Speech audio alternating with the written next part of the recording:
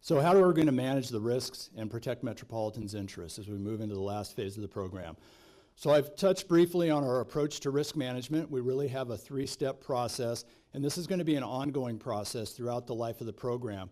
Unlike many programs that do it once and put that book on the shelf, we actually have a very high-level position identified in our organizational chart that will be responsible for doing ongoing risk management throughout the program. And there's really a three-step process to that.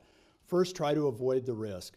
And so, for example, on this project, we were able to realign the tunnel to avoid sensitive surface features or below ground features. So that was one way to mitigate risk, is to avoid the risk.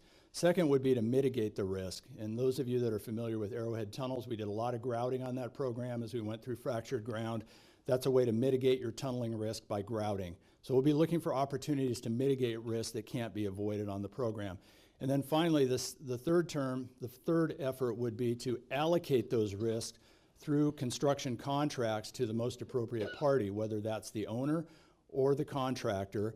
An example of this might be the Port of Miami tunnel, where they set up actually risk allocation funds in the project. They knew there was going to be a lot of grouting as they tunneled underneath the port.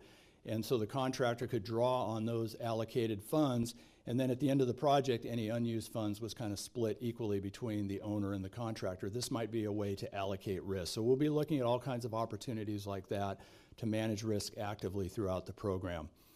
So now we move on to the actual program authority that will be charged with implementing this program. And it's recently been identified the need for a joint powers authority. A new public entity will be established, and the office will be called the Design and Construction Authority, in charge with management of design, construction, and commissioning of these facilities. It's going to be a single-purpose organization, so that means it sunsets once the project is commissioned and turned over to DWR. It's going to be under contract to DWR, not necessarily part of DWR. So they'll be receiving general direction from DWR. DWR will be able to have an opportunity to input along the way. If there are significant changes, DWR would have to be consulted on those kind of things. But the day-to-day operations will now be led by this Design and Construction Authority. There will be independent staffing from DWR. While we may draw upon employees from some of the public water agencies to be part of this, we'll be looking for world-class expertise to staff the organization. So this was also shown in the white paper. You can see the Joint Powers Authority there at the top middle. Public agency will be under contract to Department of Water Resources, and the leader of this organization will be what we call the program director. And through that, now you don't see a lot of detail there about how the facilities are going to be designed.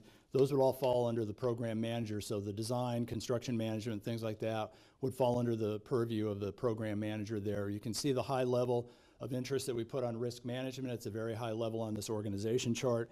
But the main things this organization will be charged with is managing the risk, ensuring QA, quality assurance and quality control, providing an internal audit function. This was really helpful to us on Arrowhead tunnels. We had auditing going on continuously on the program as we got invoices in from the contractor every month, an active program controls, and then finally reoccurring cost estimates will be generated throughout the life of the program to make sure that we're on track with our overall budget.